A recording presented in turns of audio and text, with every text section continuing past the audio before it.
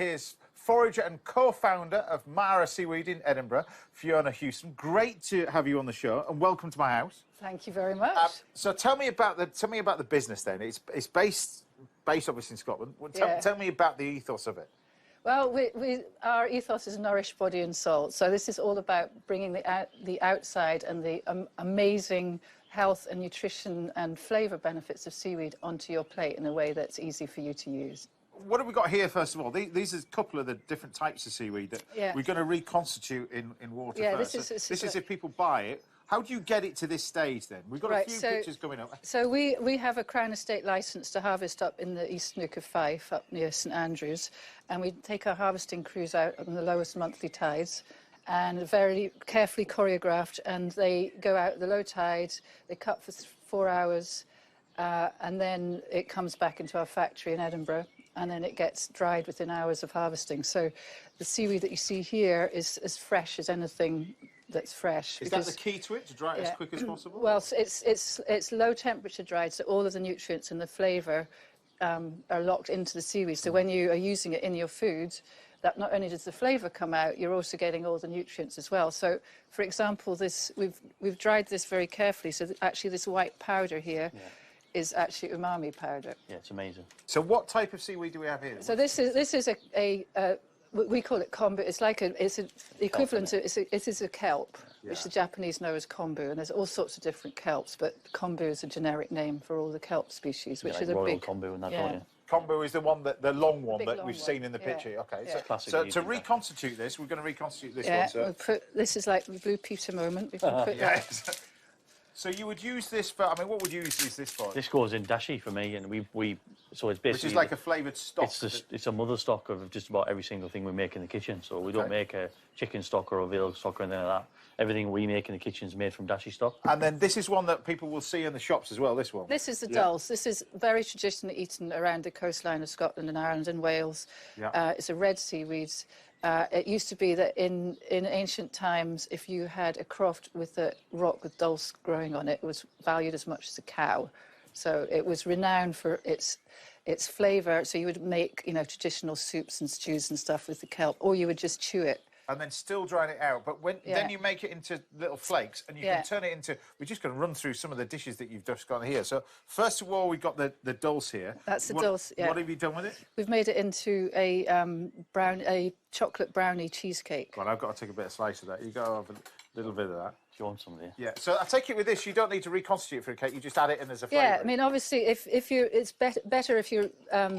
putting it in something that's moist, because then all the flavour and the texture is changing. But that goes into a cake, and all the flavour's coming out into the cake. But you do this, I mean, Gareth, you use this as like a seasoning, like you were saying. Yeah, we use it in everything. Like literally, if it can be infused into something, kombu, it will be, like you said, the umami. Yeah. It's just incredible burst of flavour. It reminds me, I've tasted something like that in Hong Kong as well, when I get this chocolate and seaweed. Yeah. It's got a flavour all on its own, really. It's it does. Not sweet, that's the thing. Well, yeah, it is. It's very iron-rich, the dulse. It goes really well with chocolate. It goes really well with savoury things like red meats. So you can make it with lamb and meat, burgers, put it in burgers. You've got a fan there, anyway. Yeah. So the next one, so we've got this is a smoked, applewood smoked dulse. Yeah, so we've taken it from that to that to this, and then we've smoked it. Yeah. This is macaroni cheese with the smoked dulse in it. And obviously, it's great just with on your seafoods. It's great just with olive oil or butter and stirred through plain spaghetti, because it's just a real flavour. If you're thinking about vegetarian smoked salmon, that's kind of what you've got there. Absolutely fantastic. And then if dish packs a punch. Talking of patching book, kombu kelp powder. Right. We've got here. So this is the kombu kelp flakes. Yeah. So this is the flakes, and this is the powder, and this is a mushroom and tarragon and kombu pate. Right. And so it's got the flakes in it. And also what's interesting about the kelp is it acts as a natural thickener. So if you put that in the fridge for a while, it'll actually set. So it's really interesting for use as a thickener in sauces and stews and stuff. So it gives the black background flavour, and it also... Tastes fantastic, doesn't it? And like you say, thickens it up, which is normally... When you eat that powder, it just fills your mouth. Oh, it's amazing. It's incredible. It's just incredible. Powder. It just fills your mouth. That's the umami. Yeah. What have we got in here? We've got a bit of bread. Yeah, that's focaccia with the kelp flakes in it. What's really interesting about using the kombu flakes in baking is not only is it adding flavour, the other amazing thing about the seaweed is you can reduce the amount of salt that you use in your cooking.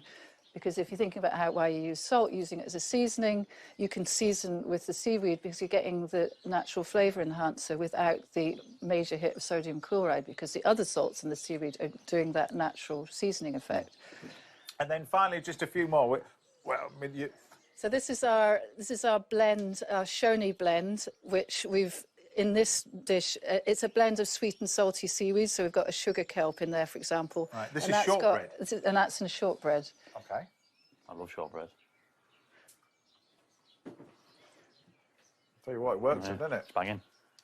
And like you say, no need to put any salt in it. And our final one, because I know you basically use this a lot. You make your own, don't you, Gareth? This one. Which yeah, we call it furzaki in our restaurant because the chef who makes it's called Zach.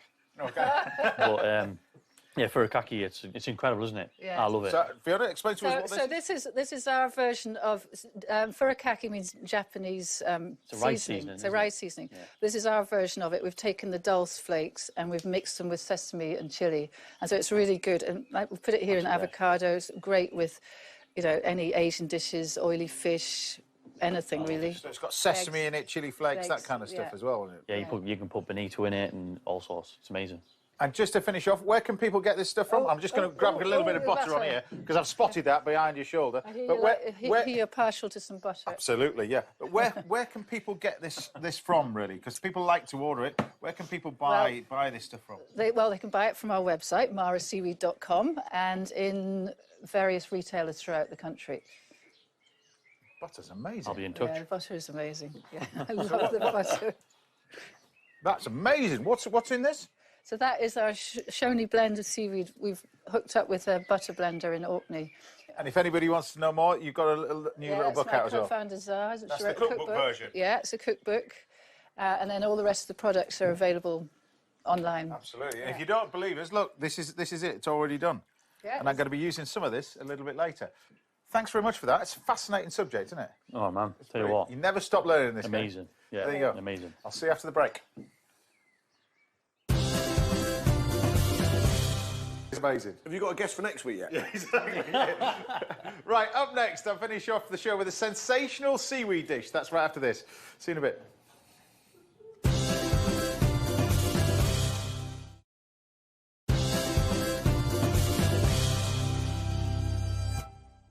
Welcome back. Now, earlier on the show, we discovered all the different ways to eat seaweed and how it inspires loads of people to create several different dishes, including myself. And this is an amazing dish that I learned from a chef down in Cornwall, a guy called Paul Ainsworth. He's a good friend of the show, good friend of mine.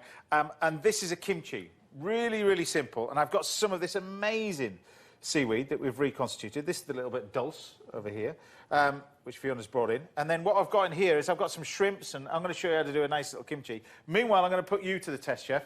Yes. We've got some amazing sea bass over here. This is a line-caught sea bass. Look at that. Sea bass, absolutely beautiful. Special bass. Cornish sea bass as well, because this keeps it all in the theme of it, where the recipe comes from. So I want you to fillet this. We're going to ceviche it. Yeah. So over to you.